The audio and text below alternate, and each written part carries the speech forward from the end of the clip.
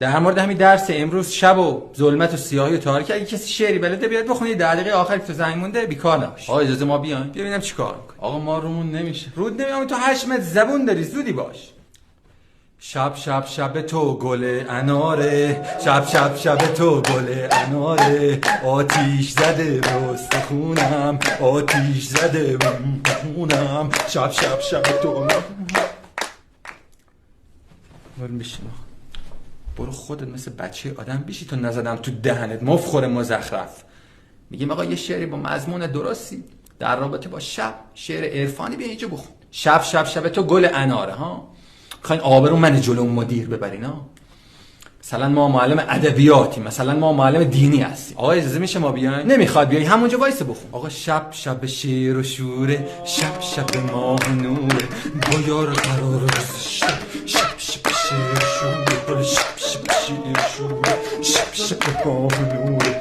زهر مار میارسی باباتونه. شب شب شش خاک تو سرتون بدبخت. همین فقط آهنگای غیر مجاز لس آنجلسی بلدین. ما همه شعر پر مفهوم داریم در مورد شب. این همه شاعر بزرگ داریم.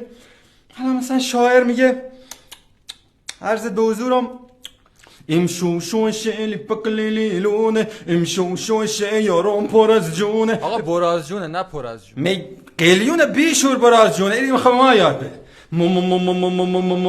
ساختم و برشتم که دشانونه نوشتم آی تاکسی من دمشقم ساختم و برشتم دشانونه نوشتم برم بلند دمشقم او که آب حیاتم.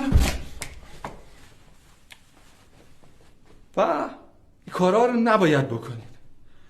ما داریم میگیم دانش آموز این همه ادا اطفال در میاره. جلو خود آقای مدیر دارم میگم نباید همه آدم. بابا چشممون روشن. آیا الانجا شما خوبم تکون میدی ماشاءالله، انگار دانش آموزا واردتری. با اینا که سر کله بزنی آیا مدیر اینجوری میشه وضعیت. کمال همنشین در من است. من واقعا شرمندم، ولی حیف این همه استعداد به چی راهنگ بی‌مغز نامفهوم. بذار روی شعر خود میگه شب تو شب من، شب شب عاشق شدنه، بیا برقصیم که شب شب شب عاشق شدنه، شب تو شب